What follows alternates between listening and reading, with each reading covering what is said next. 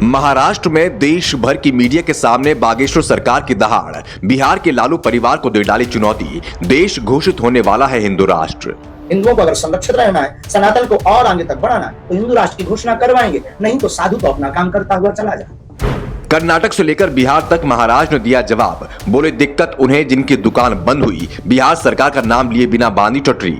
शायद वो किसी अन्य मिशन में लगे हों। विरोधाभासिक मिशन जब होता है और व्यक्ति का पूर्ण होता दिखाई नहीं देता है तो प्रायः तो वो इस प्रकार की गतिविधियां करते। बागेश्वर महाराज का यलगार, 80% वालों की बहनों के साथ क्यों हो रहा लव जिहाद, क्यों हिंदुओं की जमीन पर हो रहा लैंड जिहाद, पंचर पुत्रों के आकाओं पर नहीं जवाब। अगर होती तो राम की यात्रा पर पत्थर नहीं लगते, अगर होती तो आपके महाराष्ट्र में ही पालघर के संतों के ऊपर पत्थर नहीं फेंकते।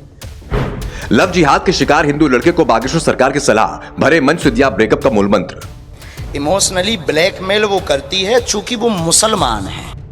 कैसे महाराष्ट्र में बागेश्वर महाराज ने विरोधियों की बांधी ठटरी, कैसे बिहार से कर्नाटक तक दी चुनौती। लव जिहाद को लेकर बागेश्वर सरकार की चिंता, देश को जल्दी हिंदू राष्ट्र घोषित करने की मंशा, कैसे पंचर पुत्रों की बांधी ठटरी, देखिए इस खास रिपोर्ट में। पटना आने से पहले धीरेन्द्र शास्त्री महाराष्ट्र की पिच पर फुल बैटिंग करने के मूड में है। महाराज ने मुंबई से चौके छक्के बरसाने का पूरा मूड बना लिया है और लाखों लोगों के बीच फुल भरे स्टेडियम से इसकी शुरुआत भी कर दी है। एक बार फिर महाराष्ट्र में बागेश्वर सरकार बड़े बड़े रिकॉर्ड ध्वस्त कर रहे हैं। हिंदू हृदय सम्राट के आगे सनातन विरोधियों की फौज से लेकर पंचर पुत्रों के कबीले तक सब बेअसर होकर नतमस्तक नजर आ रहे हैं। बागेश्वर सरकार का रुतबा 7वें आसमान को छू रहा है, तो वहीं महाराज को नोटिस भेजने वालों और विरोध करने वालों के मुंह पर तमाचा मारते हुए धीरेन्द्र शास्त्री ने प्रेस कॉन्फ्रेंस का आयोजन कर दुनिया भर की मीडिया के सामने अपने सनातनी इरादों को साफ कर दिया। मीडिया के सामने सनातनी संत की दहाड़ देखकर अच्छों की हालत खराब हो गई। किस तरह से बिहार सरकार का नाम लिए बगैर शास्त्री जी ने सरकार के छक्के छुड़ा दिए, तो वहीं कर्नाटक में चल रहे बजरंग दल के विरोध पर भी सनातन विरोधियों को चमका दिया। बाबा ने बताया कि किस तरह से अब सनातनी लड़कियों को ही नहीं, लड़कों को भी लव जिहाद के जाल में फंसाकर मारने की साजिश रची जा रही है। लव जिहाद, लैंड जिहाद, 80 बनाम 20% जैसे अनेकों मुद्दों पर बागेश्वर सरकार ने अपनी बेबाक राय रखी। इनके तेवर देख सनातन विरोधियों की होश खराब हो चुके हैं। पंचर पुत्र पानी मांग रहे हैं, तो हिंदुओं के खिलाफ नफरत की राजनीति करने वालों की बागेश्वर सरकार ने महाराष्ट्र से ही खटिया कड़ी कर दी। महाराष्ट्र में बागेश्वर सरकार ने क्या कुछ कहा, कैसे विरोधियों की ठुटरी बांध रही, देखिए।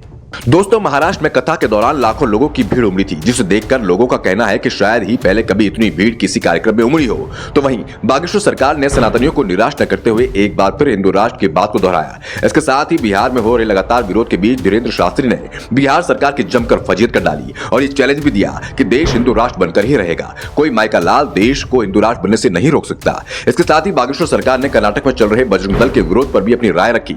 महाराज ने कहा कि विरोध करने वाले केवल वही लोग हैं जिनकी दुकान बंद हो गई। ऐसे लोगों को इसलिए आपत्ति हो सकती है कि शायद वो किसी अन्य मिशन में लगे हों। विरोधाभासिक मिशन जब होता है और व्यक्ति का पूर्ण होता दिखाई नहीं देता है तो प्रायः तो वो इस प्रकार की गतिविधियां करते हैं। हिंदू राज्य की स्थापना की बात हो रही थी, उन्होंने उसे हिंदू राष्ट्र के साथ प्रस्तुत किया है। अब लोगों का काम है, हिंदुओं का काम है, हिंदुओं को अगर सुरक्षित रहना है, हिंदुओं को अगर संरक्षित रहना है, सनातन को और आगे तक बढ़ाना है, तो हिंदू राष्ट्र की घोषणा करवाएंगे, नहीं तो साधु तो अपना काम करता हुआ चला जाए। तो देखा आपने किस तरह से बागेश्वर सरकार ने बिहार से कर्नाटक तक सनातन का विरोध करने वालों की ठुटरी बांध डाली। इसके साथ ही जब उनसे पूछा गया कि देश हिंदुओं का ही तो है, फिर हिंदू राष्ट्र क्यों जरूरी है, तो बागेश्वर सरकार ने जवाब देते हुए साफ शब्दों में कहा कि जहां राम नाम की यात्रा निकालने वालों पर पत्थर बरसाए जाते हैं, राम नाम की कथा करने वालों को नोटिस दिए जाते हैं, जहां कोई खुलकर जय श्री राम नहीं बोल सकता, वहां देश का कल्याण करने के लिए हिंदू राष्ट्र घोषित करना बेहद जरूरी है। अगर होती तो राम की यात्रा पर पत्थर नहीं लगते, अगर होती तो आपके महाराष्ट्र में ही पालघर के संतों के ऊपर पत्थर नहीं फेंकते, अगर होती तो हम राम की चर्चा करने वाले व्यक्ति को जगह जगह नोटिस नहीं मिलते, अगर यही बात होती तो हमारे खिलाफ FIR नहीं होती, अगर होती तो हम एक ऐसे धर्मगुरु हैं जिन्हें अपने ही राष्ट्र में कथा करने के लिए अनुमतियां प्राप्त नहीं होती। फिर आप ये कैसे कल्पना करेंगे कि हिंदू राष्ट्र है घोषित हो जाए, तो हमें लगता है राम की ऊपर पत्थर नहीं। इतना ही नहीं, बागेश्वर सरकार ने तो इस बार खुलकर यह भी बोल डाला कि किस तरह से देश में हिंदू 80% होने के बावजूद भी दबकर जीने के लिए मजबूर हैं। बाबा ने बताया कि कैसे 20 वाले 80 वालों की बेटियों को बहला फुसला कर लव जिहाद फैलाते हैं, किस तरह से हमारी जमीनों पर कब्जा करके लैंड जिहाद चलाया जा रहा है, किस तरह से हिंदू अपने ही देश में घुट-घुट कर जीने के लिए मजबूर होते जा रहे हैं। 80% में जब पत्थर घल रहे हैं, 80% में भी आपकी बहन और आपकी बेटी को लव जिहाद के नाम पर ले जा रहे हैं, 80% में भी आपकी जमीनों पर कब्जा अवैध किया जा रहा है, जो इन्होंने लैंड वाली बात की। 80% में भी आपको राम मंदिर बनाने के लिए 50 साल से ज्यादा लग गए। 80% में भी आप कृष्ण जन्मभूमि के अभी तक निर्णय नहीं करवा पाए। 80% में भी आप रहते हुए भी आज तक अभी तक खुल करके सनातन और हिंदुत्व की बात नहीं बोल पा रहे। क्या आप खाक 80%? इतना ही नहीं, इस बार महाराज ने चमत्कार करते हुए एक नए तरीके के लव जिहाद का खुलासा किया। अब तक तो केवल लड़कियों को ही फंसाया जा रहा था, लेकिन अब हिंदुओं के लड़कों को भी बंचर पुत्रों की लड़कियां फंसाकर लव जिहाद कर रही हैं। मंच पर लड़के को बुलाकर सरकार ने इस खुलासे के साथ सभी को चौंका दिया।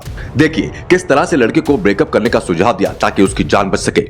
इलू इलू में फंस गए तुम भाई से, तुम्हें भी लवेरिया होगा, सावधान करते हैं। इमोशनली ब्लैकमेल वो करती है चूंकि वो मुसलमान है और उसके परिवार वाले तुम्हारे लिए घातक ना हो जाएं, कोई बड़ा कदम तुम्हारे ऊपर ना उठा दें, इसीलिए हमने तुम्हें डांटकर और माइक से लाखों लोगों के सामने कहा है कि तुम्हें ब्रेकअप करना है। बाबा जी सत्य है? सत्य है।